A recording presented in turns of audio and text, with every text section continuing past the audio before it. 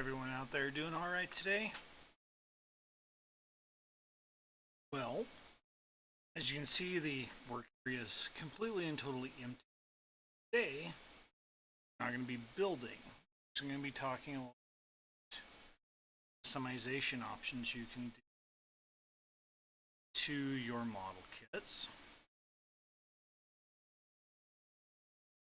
Among which are things like what I've kind of done here, battle damage, just as well as just some simple things, some of the highlights.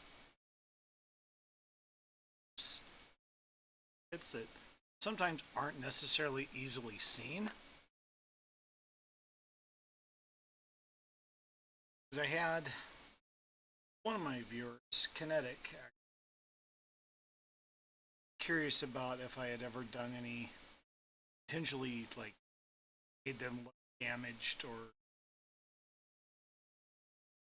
so I figured I might as well just cover some of that. I think it'd be interesting and show off some little techniques that I've learned for doing that.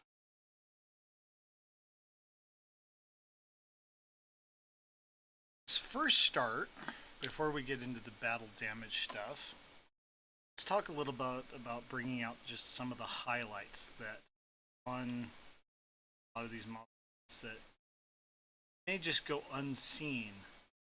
Don't kind of highlight. The easiest way to do that is just a little bit of black paint.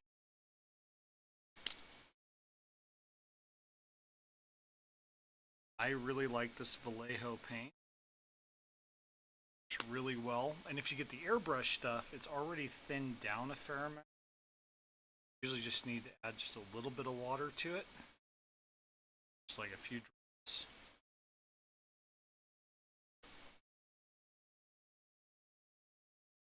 Mix it around a little bit. So you have a nice thin wash. A little bit.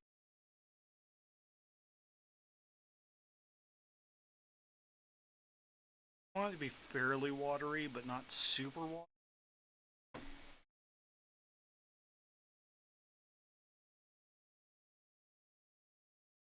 You want to be able to take those parts, run a bunch of paint on it, spots.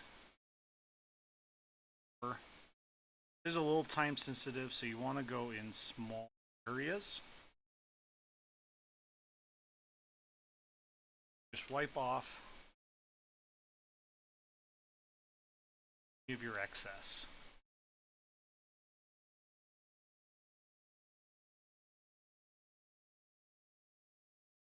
That black paint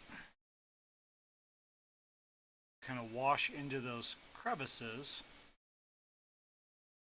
start to bring them out.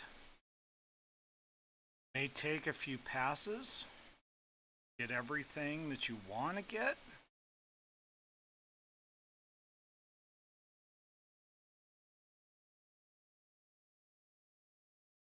But it'll bring out a lot more texture in those areas, in those crevices, and make it just look a little bit more realistic in that way.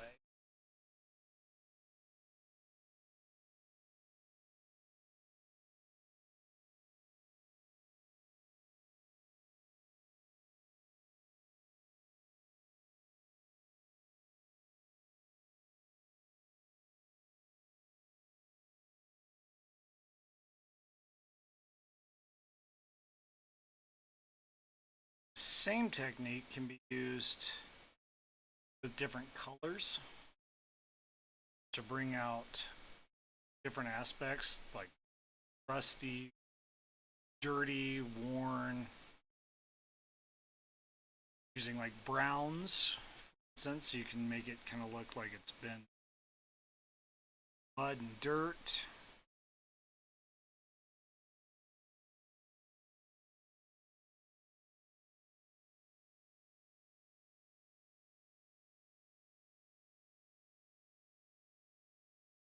Oily, machine should kind of look.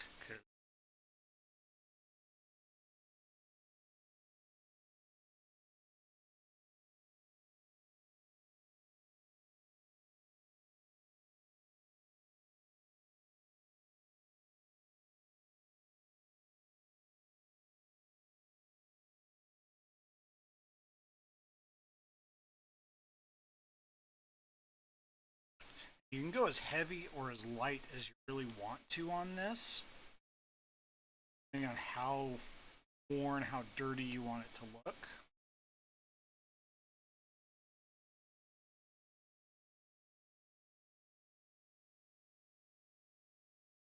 Oil-based paints are really good for this type of thing, but oil paints take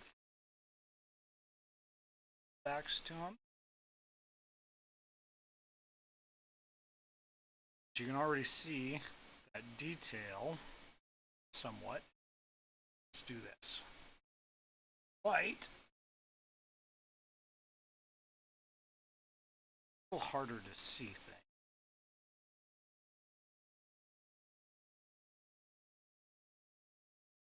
Let's see if we can. There we go. That's a little better. Let's see.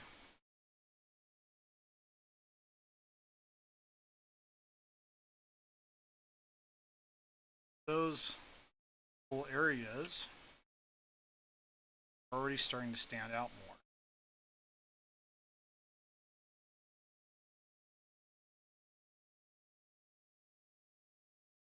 Just gives that little bit more depth.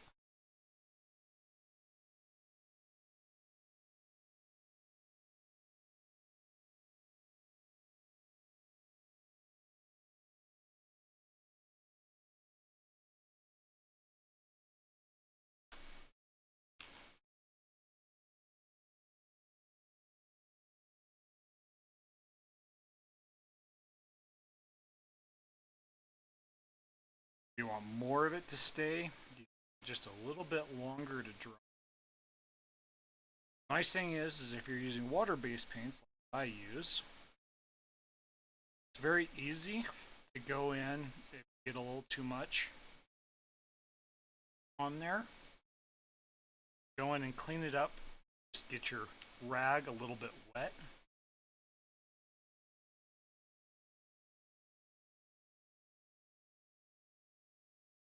Clean it back up. Nice. Makes things a little bit easier, a little less stressful, honestly, when it comes to this type of thing. But just by going over and doing this little bit of a dry wash or wet wash over all these areas with all these little crevices, things, you bring out a lot more detail.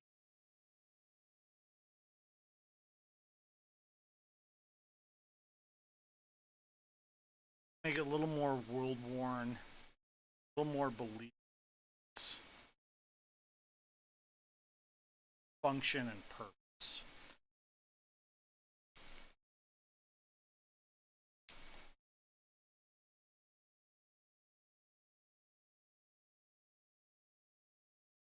This is one of those things about model building that can add just a little bit more to it.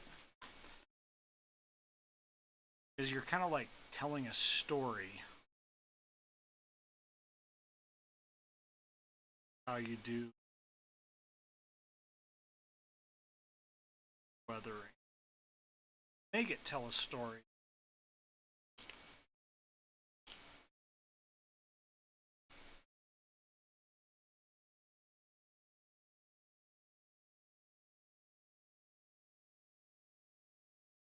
Where was this thing at? Where was it used? How long has it been sitting around not being used?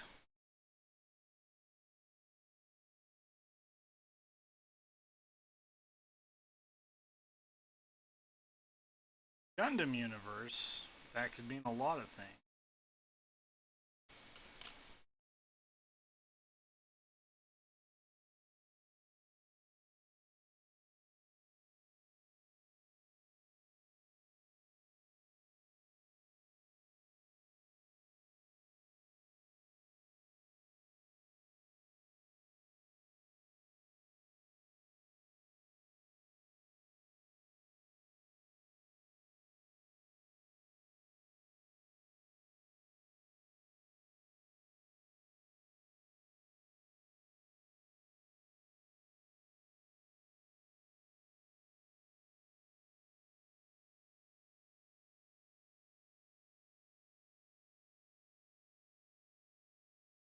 My opinion, the Gundam universe also gives you a lot of room to play. When it comes to weathering, bringing out a lot of these highlights. Because, well,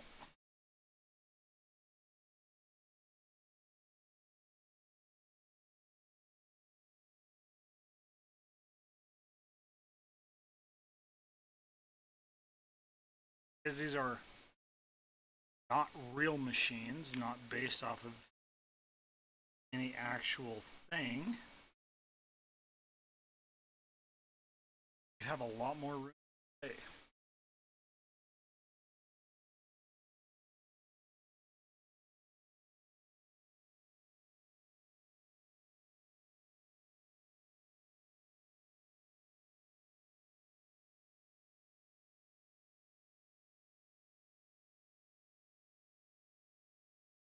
Especially when it comes to what we'll be talking about.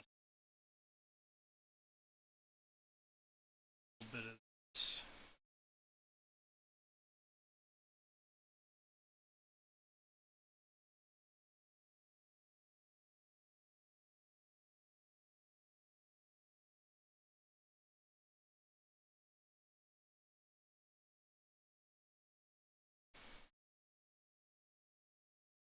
More.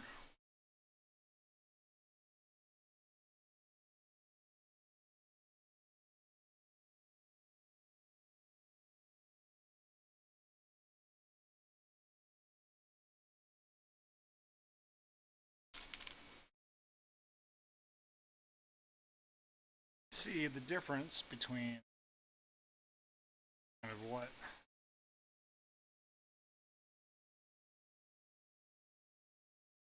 not done any weathering on this arm here, and it looks.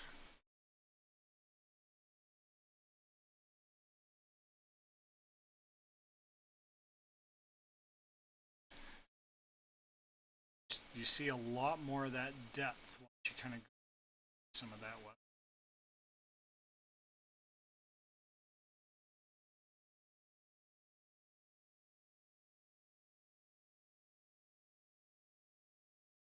And those are just simple things you can do with just a little bit of paint.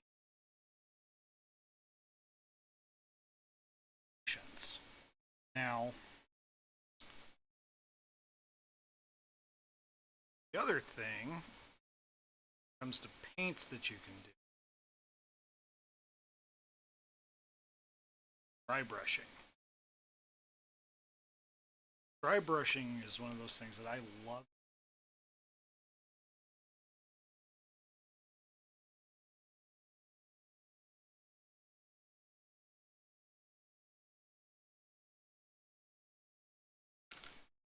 Especially on stuff that I've done a little bit of damage work.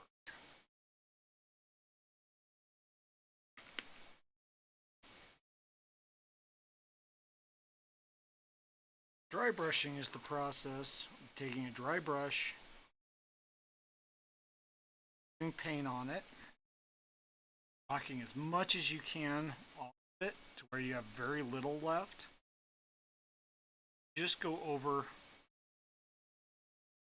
high spots on something.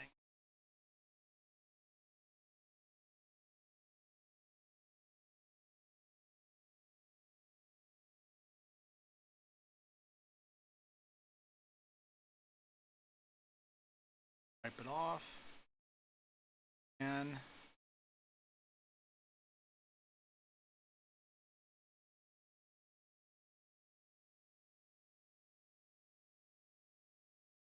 now, dark spots inside that little crevice, those high spots, just adds, again, a little more depth, more storytelling. This is damaged metal.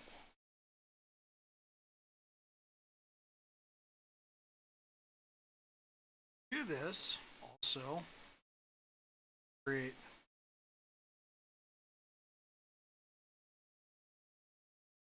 A little bit more of that paint. Really thin. I'm just leaving little streaks. Get these little spots on the surface. Create contrast.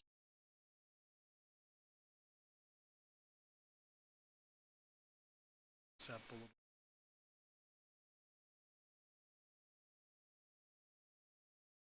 Long, just spots along it that starts to make it kind of look like it's scratched.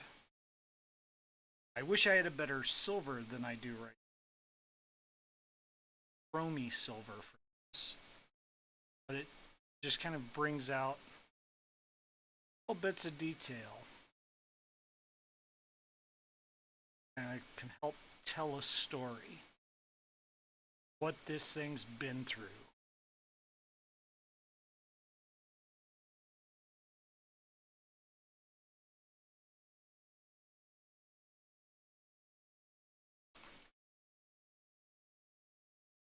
It can be really fun to do that.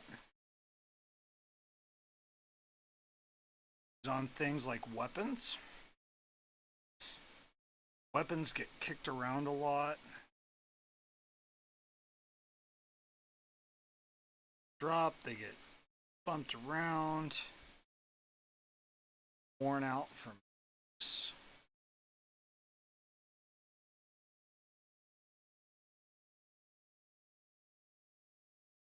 Like scratches. Use and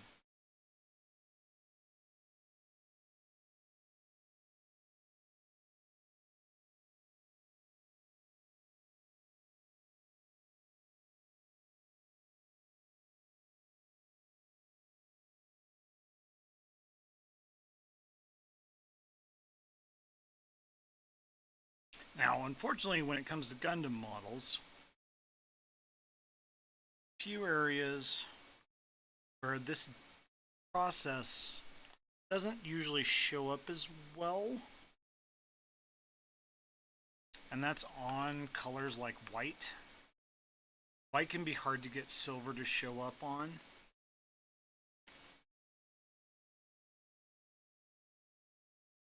Ugh.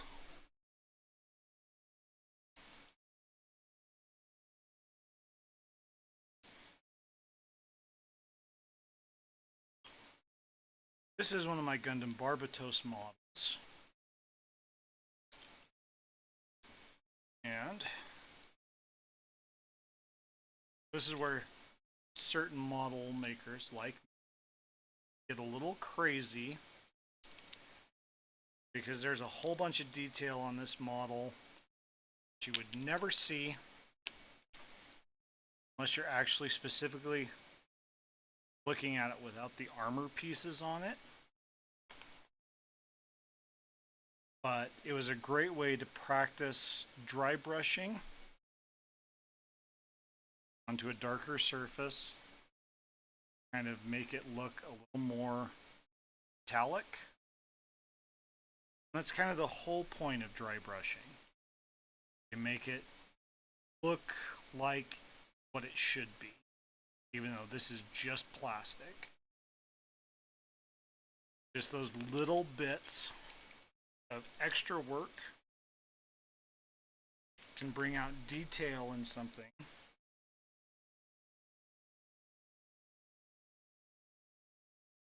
that you may not normally see.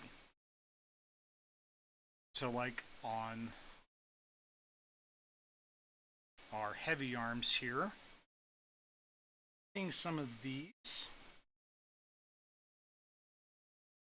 missile pods here, just a little bit of silver.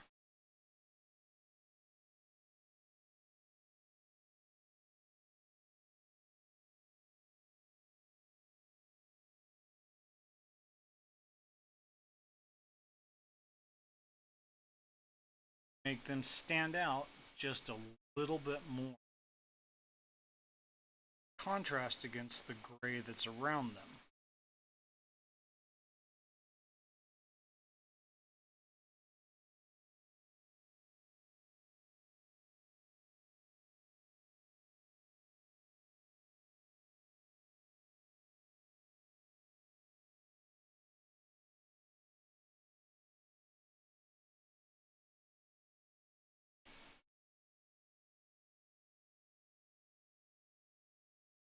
So you could take light dry brushing, spots here, points.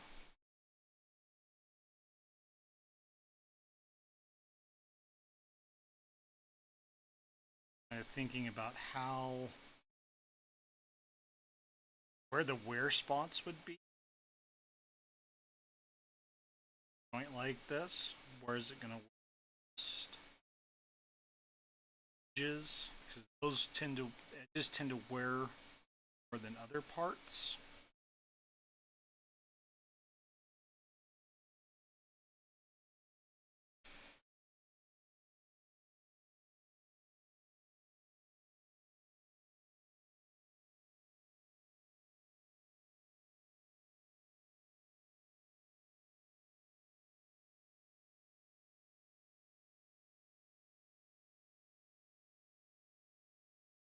Do your best to try not to make it look too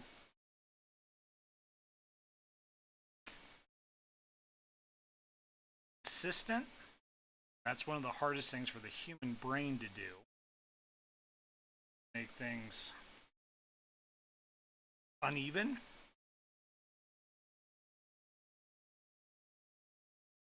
Random. Our brains don't do well. As for the most part, we're really good at creating patterns and recognizing patterns. And there is a little bit of a pattern to wear. As someone who, short time that he was in diesel mechanical work, one of the things that we worked on and we're taught is failure analysis and seeing the patterns in failure and wear. To identify how long it's been, why they failed. A lot of that is, oddly enough, pattern recognition. But because of that, it's also helped me with my model work. Just do light stuff like this. Make it kind of a little more interesting, a little more detailed.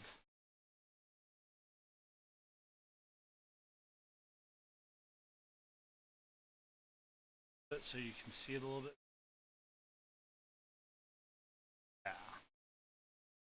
Now, those little joints, dry brushing around them, which doesn't add a whole lot to it, but in the light gives it that little bit of slightly scratched painted metal. Makes it look like more like corn, and the metal itself is starting to show through whatever color was on top. Which again is another one of those great ways to add a little more depth to it.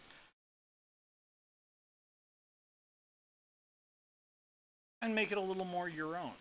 That's one of the biggest things about customizing anything. It's about making it your own. What did you do different than the other person that makes it your specific model?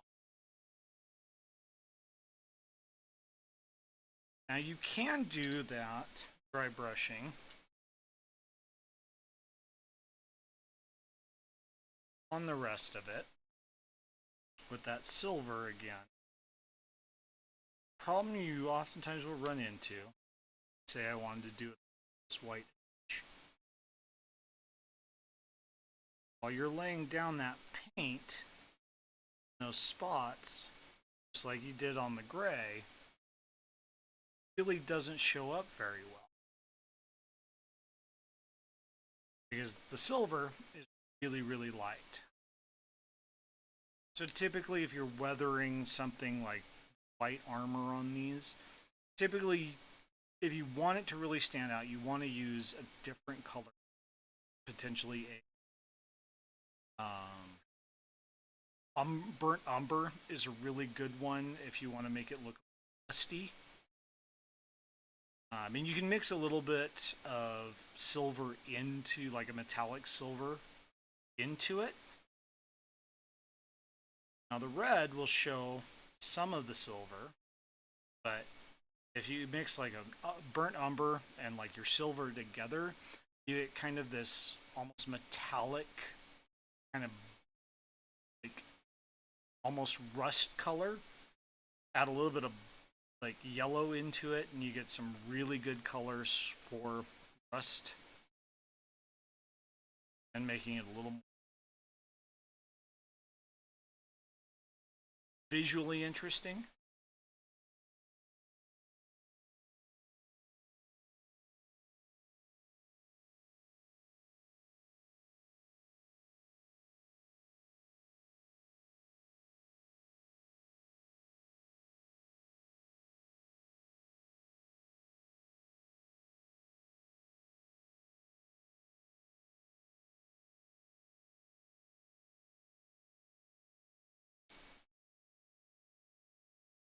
The hard part when it comes to dry brushing is making sure you're not layering too much paint. Too much paint start to look heavy-handed. Now, if you're working on a severely battle damaged look, then that can aid you. But sometimes you'll get a little too much on there, and it'll just look, I don't know the word I'm quite looking for, but it'll look kind of out of place. Typically, the best spots are kind of the edges, various spots. That just adds that little bit of extra storytelling. This thing has not been. You'll get some scratch, like looking pieces from the brush bristles come up onto the rest of it, even if you're just hitting the edges. Just kind of make it look a little more worn, a little more used.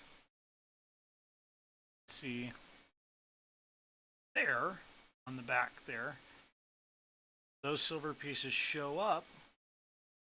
They don't necessarily look out of place, they look more worn. Because if you're just running silver paint all over the top of something, it's just going to look out of place. Whereas if you start at the edges, it makes it look like it's, like for instance, the feet here. You start here on the edges and just kind of pull towards the foot itself. You'll get those highlights on the feet. You'll also pull up onto the rest of it. Just use quick motions. You're not trying to put a whole layer of paint on it. Just a little bit.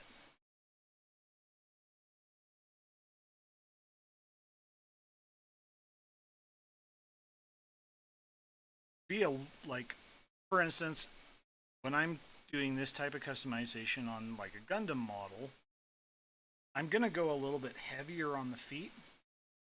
Because logically, if you think about it, feet are probably going to see, you know, outside of like combat scenario, feet are going to see some of the most wear because they're always in contact with the ground. Got all kinds of debris, sand and dirt and dust that are going to wear on those parts and scrape that paint or whatever it is that they use in the Gundam universe to make these colors red and white and so on.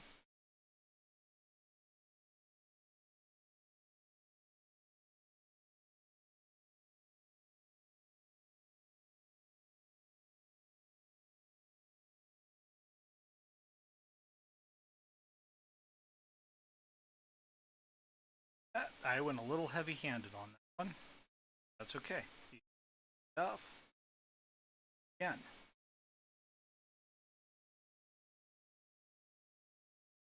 And think about the direction that you're pulling your brush too.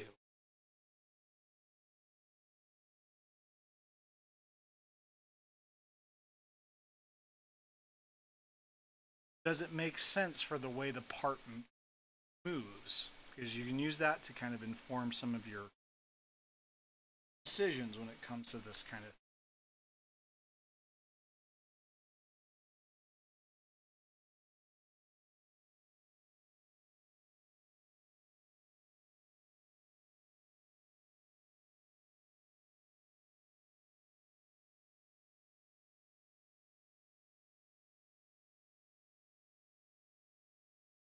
Now,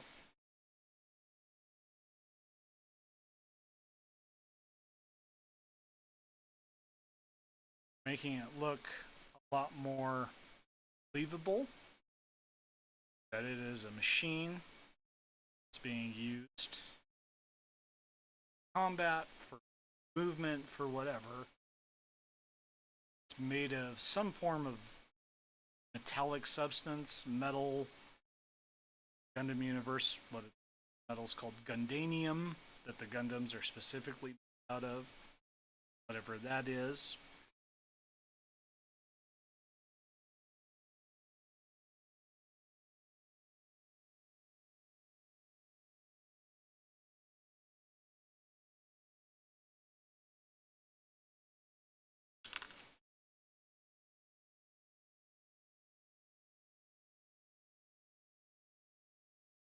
Those are just some very simple things you can do to kind of up your Gundam modeling up to a different level than just assembling them. Not a lot of work, as you can see. That was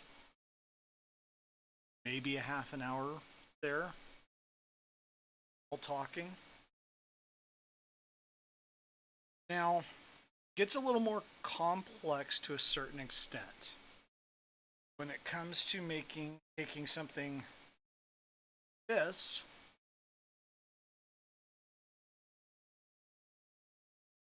and turning it into something this, where you have scars from fights, from battle damage, which the techniques I'm going to show you here work really well because in the Gundam universe, pretty much every weapon is a beam type weapon. So, closest thing to that would be like energy weapon, laser, something of that nature. So, it's going to melt. It's not just going to cut and leave a clean mark. It's not going to be something that's going to make an impact point and an exit point. It's going to melt through armor.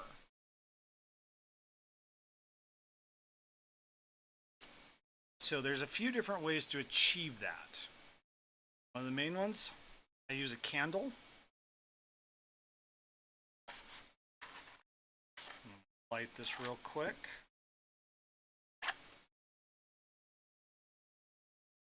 Off camera because it'll blow out the color on my camera. Then use a pair of pliers, a needle. And what you do, use the candle, heat up the needle. And you use lots of different sizes depending on how big you want these marks to be. So then you just think of kind of where would these damage marks be? In a combat situation, what would you be aiming for? Where would it be deflected to in a fight? Especially considering there's many times in the Gundam universe that they're using beam swords. So, what would an impact like that look like? Well, choose a spot, heated needle, draw along whatever part of the armor you want to show the damage. The advantage of using a heated needle like this, you kind of get a little bit of that weathering effect from it, just from the heated needle. Because now it's going to leave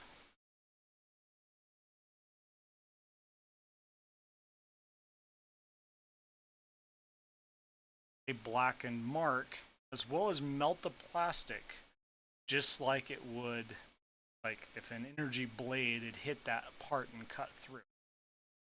So it's going to well up on the sides from the pressure of it hitting it, spreading out, but it's going to leave that nice dark trail, and then all you have to do is hit this high spots with some silver, make it look more like damaged metal.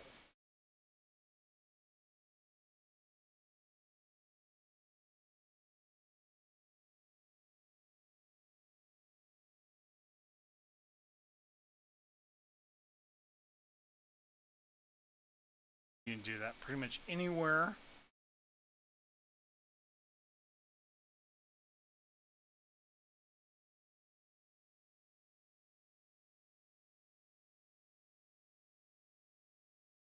You can do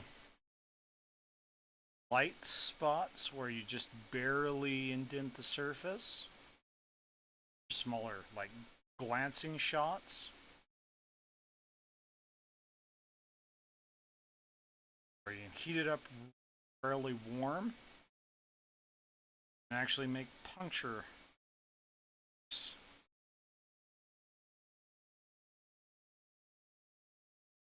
within the armor.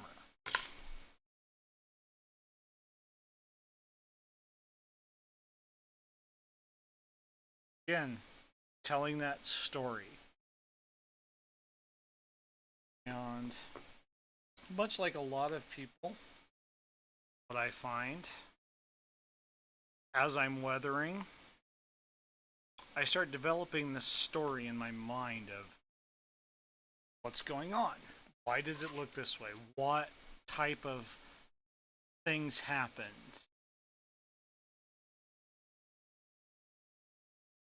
Which kind of builds this kind of story and gives it a little bit of fun when you're doing customizations like this.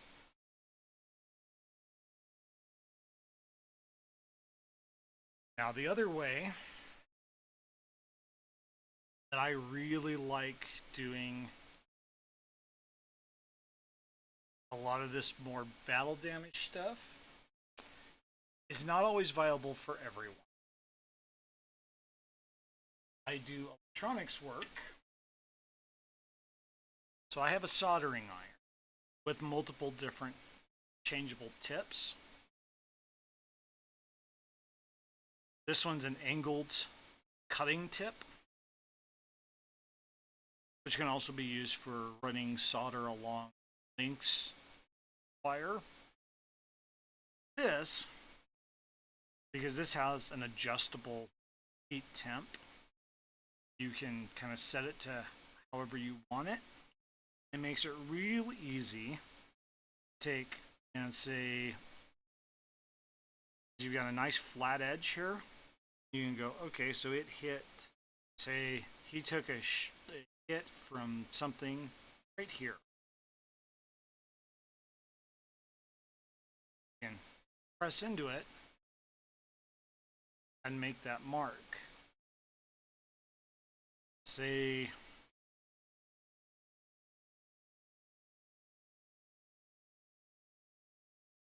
took a glancing shot that went across this leg joint. Along it. Creates these nice gouges without putting too much heat in there. And you can hit various parts at the same time without really affecting their function.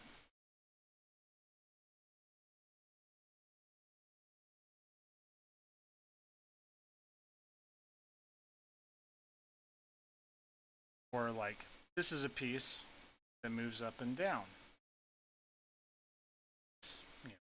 armor to protect the foot.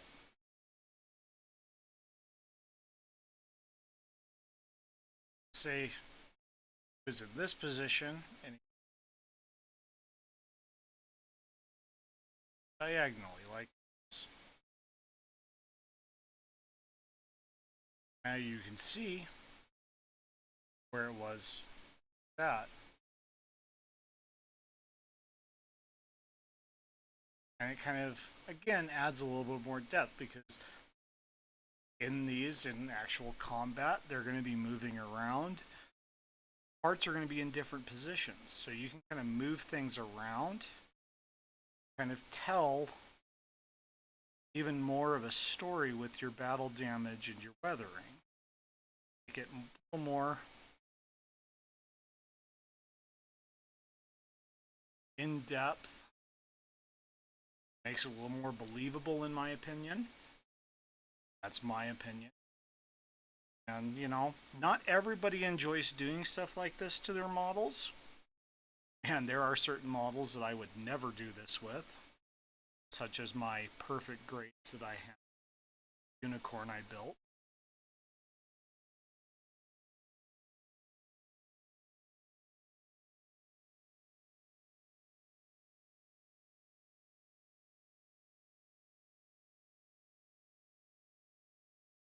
One disadvantage that using the soldering iron brings is that if you can see, you don't get that little extra blackening that you get with the needle. And a lot of that is because of how the heat works on a soldering iron, the metal that it's made out of, it's coated with. You don't get that black. However, that is an easy fix. All you have to do, take your dark black wash, just go over those spots.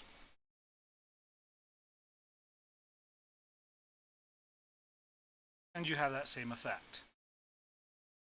You can bring out more of that, because if you think about it, energy weapon that's creating lots of heat is going to burn.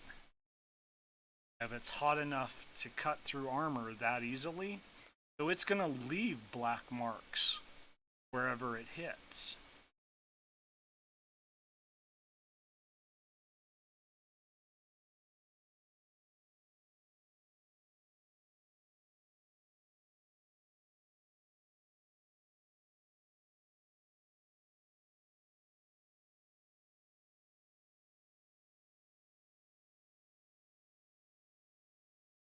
Now, you can do even more storytelling with your washes by adding other colors into this. Paint-wise, unfortunately, I'm a little shy on stuff, but paint isn't the only way to do colors, especially when it comes to things like this. The other thing that I tend to use, because another thing that I like to do is calligraphy. So I have a whole bunch of calligraphy inks, you know, whole rainbow of different colors. Reds and blues and purples and blacks and browns. And as you can see, this is a fairly light brown color. This ink actually works very well for a lot of this kind of thing too. It takes a little bit more coverage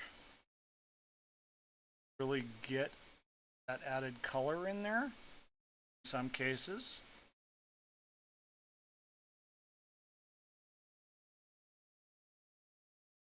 but it can add just that little bit more depth. And by adding browns and yellows, and even reds sometimes, like a dark red,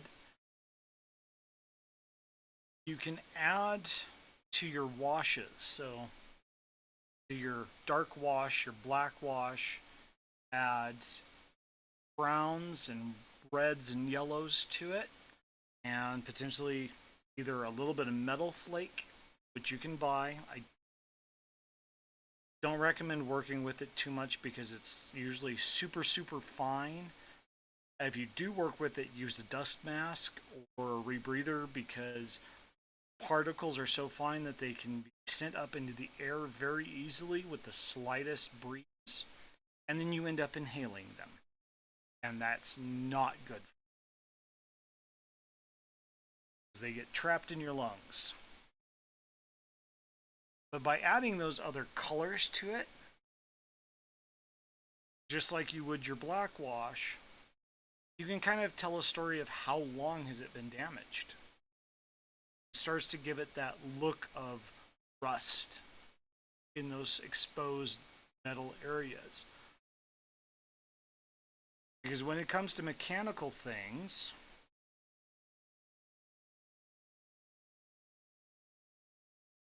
what's typically used, metal, and we use paints and primers on metal to seal them so that they don't rust, especially on anything that's high iron content. Then it oxidizes and turns that kind of reddish color everybody's familiar with when it comes to rust. But rust is not a little bit more complex of a color to make because it's not just red. It's reds and yellows and even a little bit of green in there as well. Colors like if you got something that has kind of a brassish color or a copper looking color, you can use more greens to make it look older, tarnished. Silvers, like actual silver, actually turns a dark black or gray as it tarnishes. And all of those things can help add to your weathering and your storytelling and why it looks the way it does.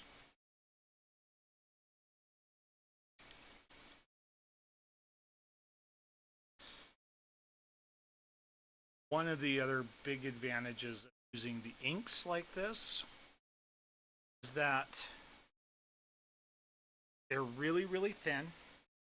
You don't have to water them down. The drawback to them is it often takes multiple applications to get a color that you're happy with.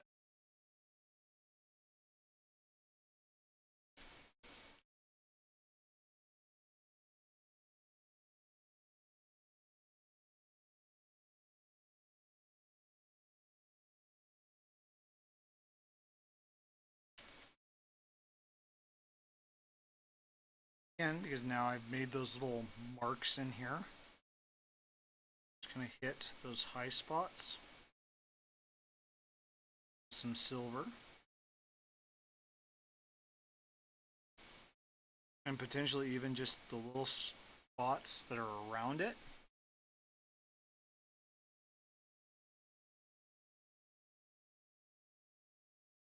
Even those little spots around it are going to get damaged, stuff like this.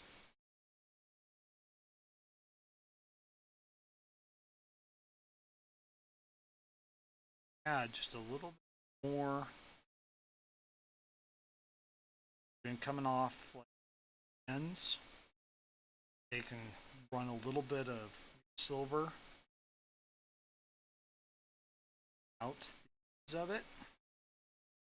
Especially if your concept of what the hit was like a energy beam weapon that glanced across the armor. or a sword, anything like that. That silver is going to add that little bit extra depth what it was. Tell a story all its own.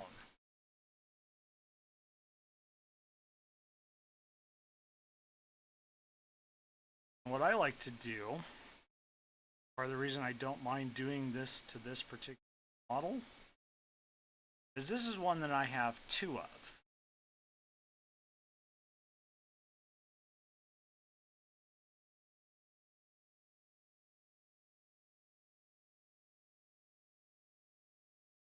What I'll do oftentimes when it comes to these kits, I will, if I can afford it, I will buy two of them. If I can. That way, I can build one, keep it perfectly pristine, markings, all of its marking stickers. The other, I can take and do stuff like this to it. Make it look battle worn. What I think it would look like after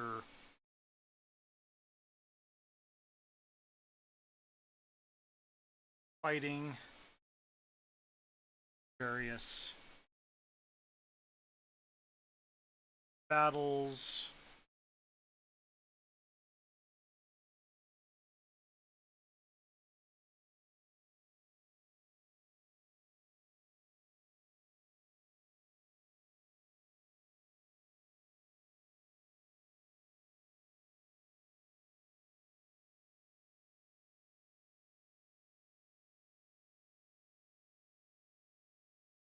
Now, if you are doing one that is beat up like this, you can be a little more heavy-handed on your silver dry brushing.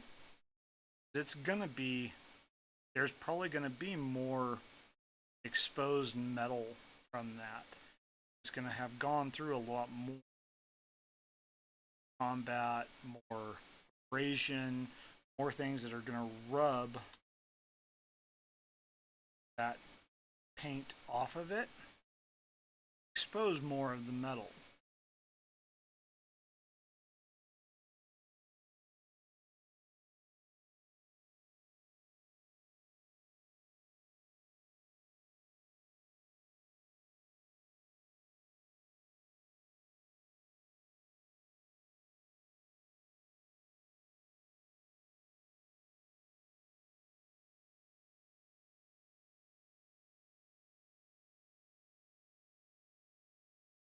Another good candidate on these Gundams for heavy amount of silver though, is actually all of these little thruster parts.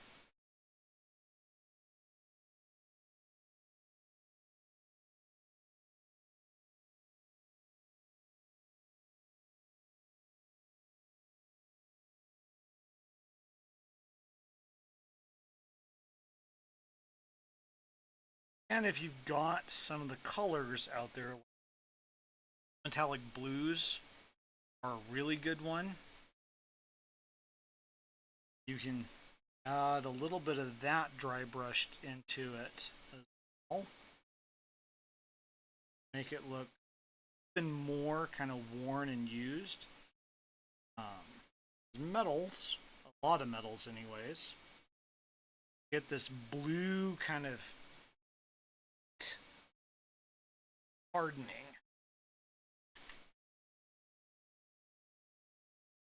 That will kind of build up on them as they're heated repeat. Super high temperatures.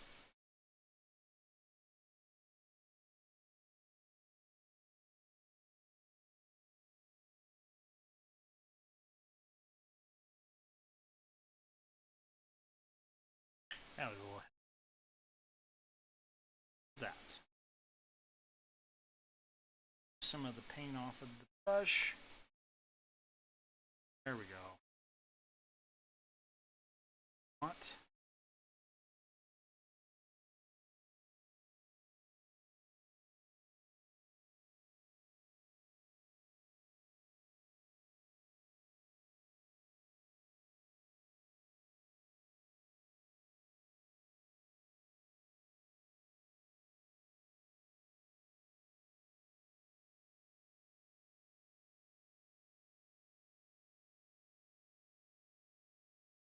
Again, your eye spots typically are going to be the first spots.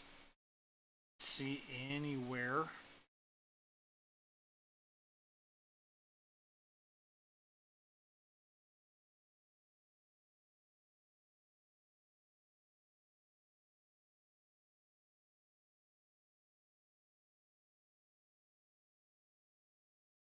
Those spots kind of first.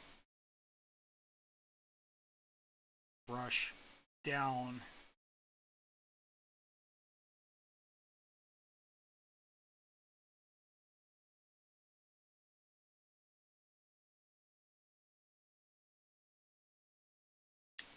Usually works best if you move same direction that your whatever it is your brushing is. Since on the feet, you're typically going to see heavier at the bottom. Pull your brush up from that edge. That's where you're going to see heaviest wear is going to be closer to the ground. So there's like a specific spot that got hit harder or had something knocked into it. That's all stuff you can kind of work into it.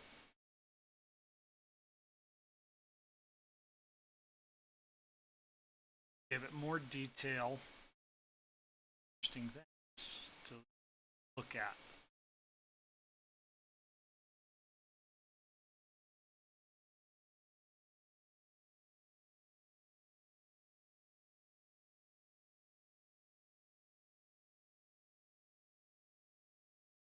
Black parts, like these feet, are a good candidate for reds and browns to be used instead of black.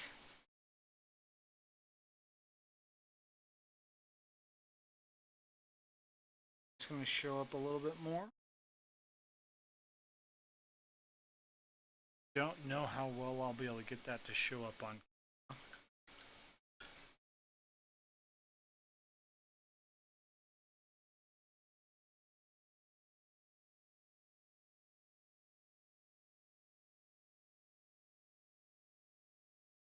Probably not well at all. But I threw a little bit of that brown in there.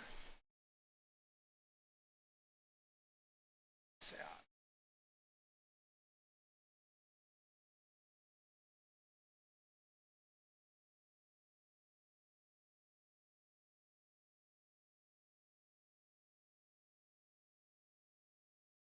Close up on it.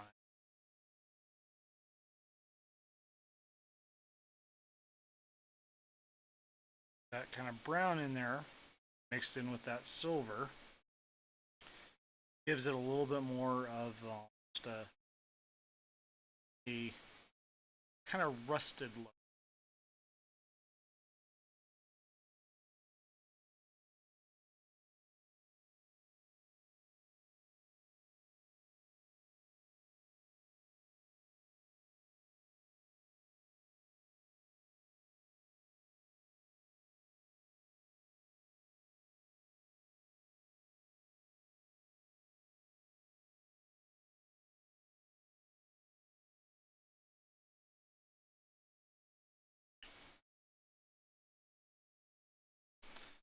Now you can go as heavy or as light on this type of stuff as you want. It all depends on what you want to do, what story you want to tell with it.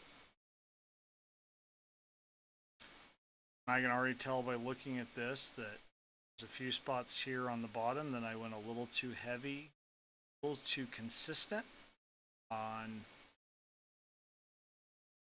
my dry brushing. You can see that subconsciously I went very, very equidistance between those marks, and that's not how it would actually be. Now, a way to fix that,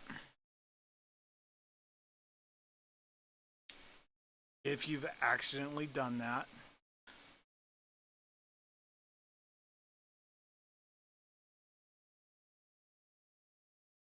I do quite often.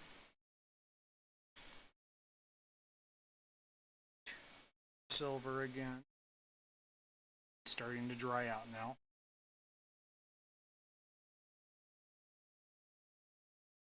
And you go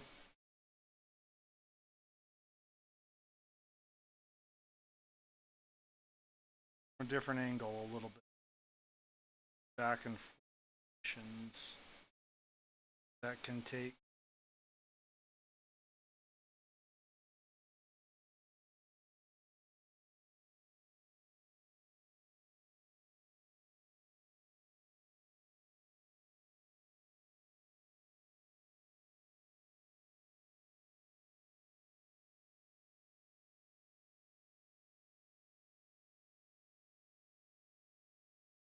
slightly different texture to the scratching. Not only that, and oftentimes with fresh paint, it hasn't been too long since you applied the other stuff.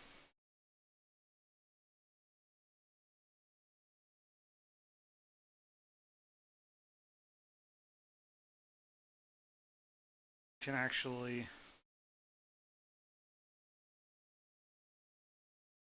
take off some of that overly heavy parts like I just did.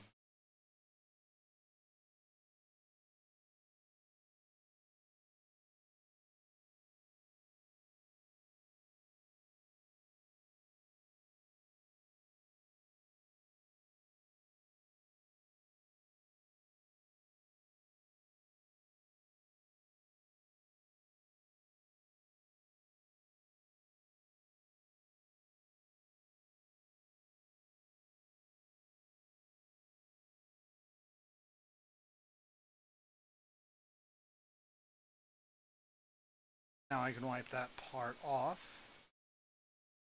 Just kind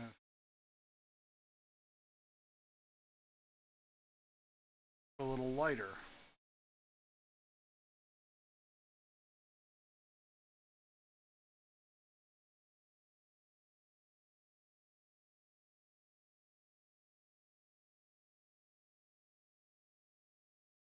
Start kind of telling the story of the damage that you want to.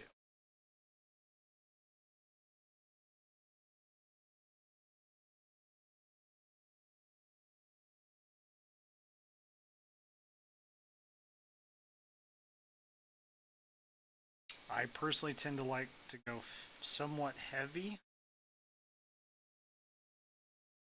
on certain parts, lighter on others.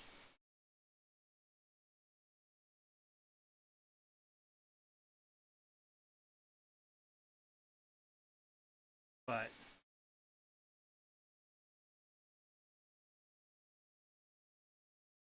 just a little bit of silver paint can do a huge amount when it comes to weather. Just adding a little bit extra depth to what it looks like. Now, quick, right back in just a second. I'm going to go grab my comparison here.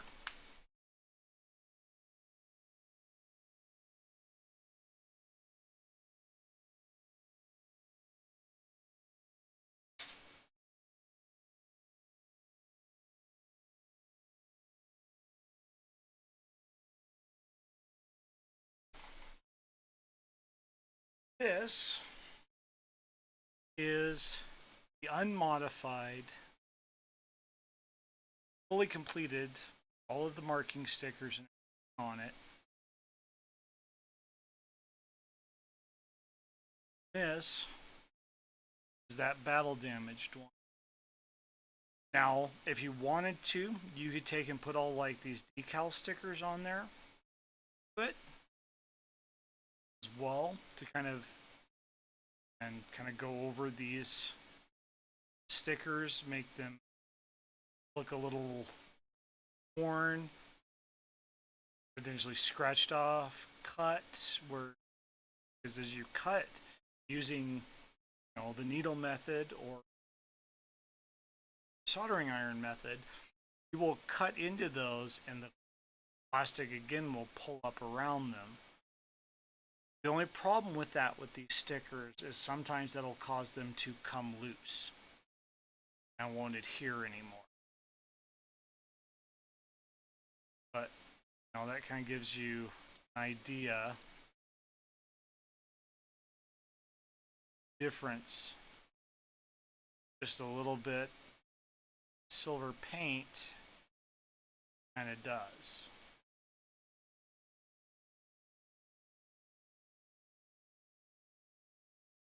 Making something look a little more metallic, world used compared to what the regular models look like, just put together.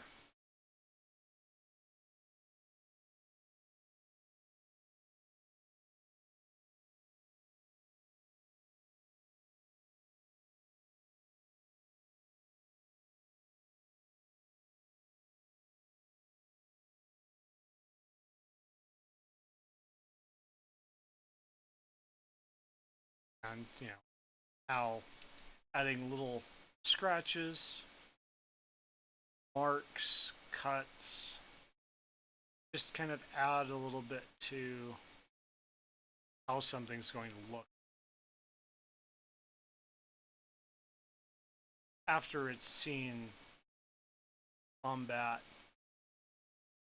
after it's been through the ringer, so to say. Or in the case of something this big, as it would be in real life, even just a little bit of silver on some of just the leading edges, not as heavy as I've done it on this one.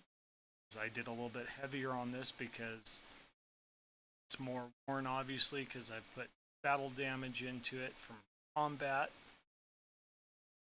Even just a little bit of silver along the leading edges of some of these parts, and it's just small spots, can add a huge amount of depth to it.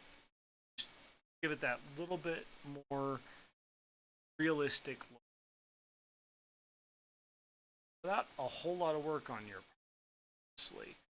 Weathering and taking model from plain bare plastic to the next level really doesn't take a lot of work, which is actually kind of nice. You look at a lot of the stuff that a lot of those modelers do, and it's really not that difficult. A lot of it is just small steps. The most common ones being just various amounts of different washes of different colors, like blacks and browns and reds, yellows.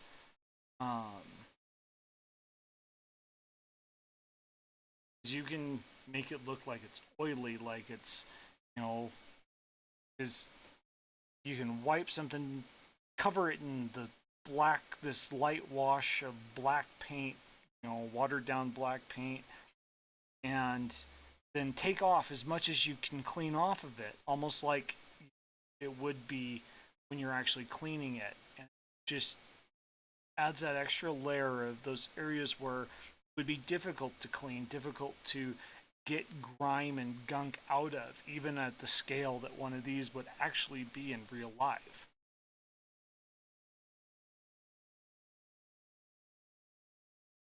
And potentially, the type of cleaning you would expect to see in a military organization. Knowing how well things tend to get maintained in all actuality in a combat situation. Because that's just not always possible.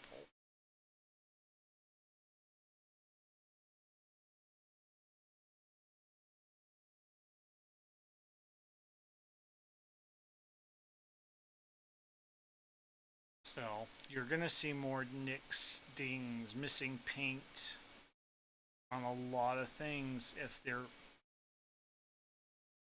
in the middle or just finished combat. something of that nature. I could continue to do a whole lot of dry brushing on this, and I probably will, and then potentially post some pictures of it or attach them to the video once it's uploaded to YouTube. That's just kind of what I wanted to go over tonight. A little bit of customization stuff, techniques that you can use for kind of doing some unique, different things that you will see from time to time when it comes to some of the more advanced modelers out there. And as I continue to stream model builds and that nature, there will be streams like this that run as long, like this one here, the ending here fairly soon, but just covering some little techniques to take base model like this one that I built on stream, and just the little things you can do, take it up just a little extra from bare plastic like this guy here to something that just pops and catches the eye just a little, stands out a little.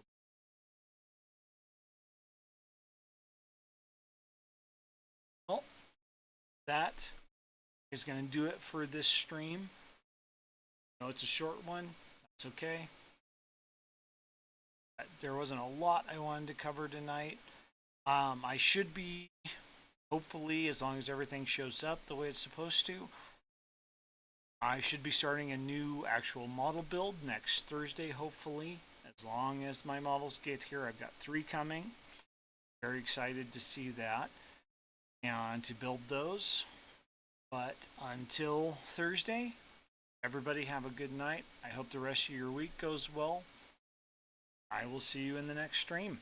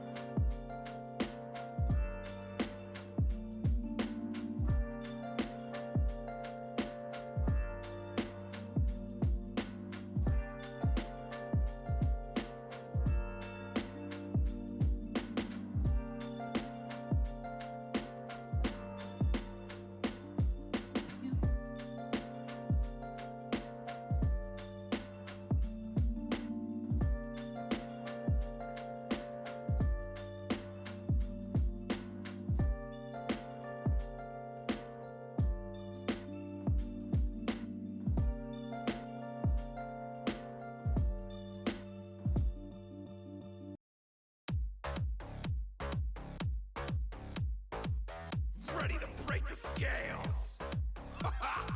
Got that fire. Bring it back real quick. Back with the fury, power in the air. I found yourself in a dungeon lair. Ain't no way to be prepared, so shake that scary dairy air. Going hard on the mushroom tip, going large on the turtle grip. Spin around and your shell get flipped. Mess around and your wig gets split. Back it up right here, and get that tail in gear. I'm a bad buccaneer, gonna let it get a new career. I'll put you in a trance, my game is so advanced. This floor don't stand a chance when I unleash this dance. Claws up, knees bent, tail straight, bill spin, eyes wide, shell unlocked, that's the way we rock. Clowns road, bridge burn, sand slide, club turn, shots fired, plans made. Cause that's the way we do the raid. That's the way the game is played. No one's coming to your aid. Never let the music fade. That's the way we do the raid. I'm breathing fire. That's the way we do the raid. Ain't getting tired. That's the way we do the raid. Just call me sire. That's the way we do the. That's the way we do the. That's the way we do the raid. Whoa, whoa, whoa,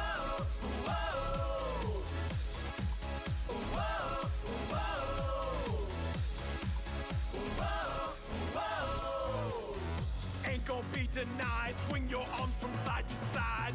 One leg up, fist to the north. Blow up like a rocket at the fourth. Now jump, ain't no hassle. Like a shorty in another damn castle. But since we're here right now, I can show you how. Five balls, five dudes, red hair, attitude, henchmen, pockets full. That's the way we roll. Back crack, pot spill, jaw slack, sharp grill, world mode, options waiting. Cause that's the way we do the raid. That's the way the game is played. No one's coming to your aid.